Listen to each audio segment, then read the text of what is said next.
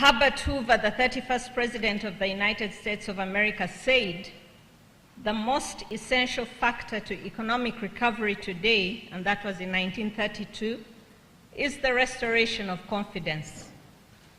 Ladies and gentlemen, this quote is accurate today as it was 90 years ago.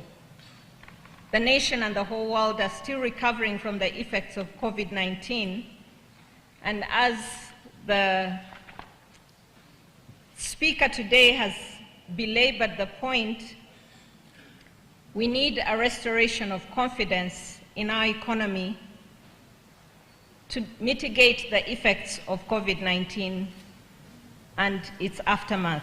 The restoration of confidence in our economy is key to the flow of foreign direct investment. It's key in our supply chains, as he has very clearly elaborated, in restoring confidence in the predictability of production of goods, and also in the ability of our education sector in producing solutions for societal challenges so that the public can depend on these institutions of higher learning.